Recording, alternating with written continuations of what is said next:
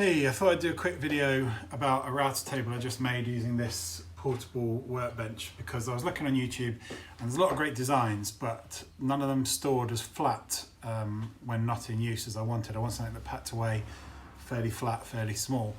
So I thought I could use the middle section of this and just find something to put in there, which is exactly what I did. So let me just quickly show you. I've got an insert that goes in the middle, I've got a fence, a bit of perspex, and I'm using this with a little DeWalt trim router, and the perspex there, that is the same thickness as that, both 6mm. But truthfully, I did that because I didn't want to lose any of the depth of adjustment, and I thought if I match it, then that's probably a good starting point. But really, I could have probably gone 2 or even 4mm thicker than that, because I had to countersink a fair way through to get the heads of the bolts to sit flush. Anyway, let me just show you how it goes together quickly. So the middle basically just clamps into the middle section here. This is just 2 old kitchen shelves glued and screwed together with some feet on. I'll talk about that in a minute. These side bits have ended up being quite thin, so it works fine with the trim router, but if you were using like a beefier router, this might not be big enough. And also, if I was to drop this, I dare say one of these side bits would probably break. It's not got a huge amount of strength, but that doesn't matter when it's in. It's just slots in the middle there. When it's in there, obviously you clamp it using the workbench's slidey bits, whatever they're called. That sits flush, apart from there's one bit, where is it? Just here. There's a little bit not flush, like it's only a small amount, but for me and what I'm doing, that's fine. And that's the workbench, it's not this. This is just a straight flat piece of shelf, but this workbench actually has a very slight height difference between it, on this side is flat and level, this side rises up slightly. As you get to here, it's slightly above, so check your workbench before you do this maybe. So that goes there, the perspex just sits in.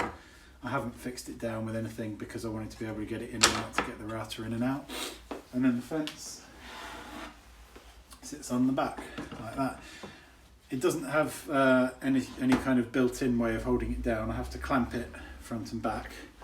Let me show you. Obviously I have to clamp it front and back, but for me and what I'm doing, that's absolutely fine. Obviously it's pretty ugly, you know, I've used like a ton of hot glue to seal this thing. I've made some mistakes where I've screwed holes. You see I marked a line wrong there. This dust extraction though works surprisingly well, I have to say. My hose fits into it really well, and it's but one thing I did notice you have to be careful of, I routed out a groove just as a test when I had it. I routed out that groove in that block of wood like that, passed it through that way. And if you've got a block of wood, and this would probably happen on any router table, but if you've got a block of wood that is high enough to block that hole completely, and you're routing a groove far enough over that you're also blocking this hole completely, then your vacuum has got nothing, it's completely blocked basically, it counts as a blockage. And my cyclone tin is reasonably strong and I've reinforced it with some wood in there, so it can handle a blockage without imploding. But if your tin is a bit, or your cyclone's a bit more flimsy, then you should be aware of that. But like I say, that would probably happen with any router table. Anyway, that's how it goes together. I didn't see any designs like that on YouTube, so I thought I'd make a quick video, show people how mine goes together in case it helps anybody else to make one that stores away quite nice and flat when not in use. Just realised I forgot to talk about the feet on the insert bit, so let me just show you this quickly, because that was important for getting it the exact right height so it sat flush.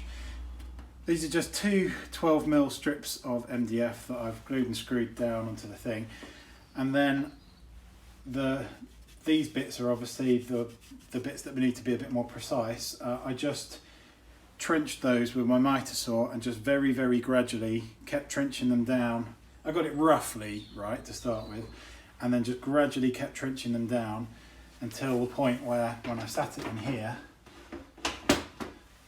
it's nice and flush.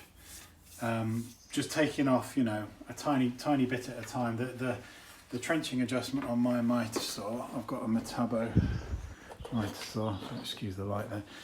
That's the trenching adjustment, and every time I would take a tiny little bit off and I would just turn the screw a tiny bit, take a bit more off, test it, take a bit more off. Tiny little turns on that, and test it every single time to get to the point where these little recesses were exactly the right height for it to sit flush. But there might be a cleverer way of getting it to sit flush than that, so see what you think. All right, cheers, bye.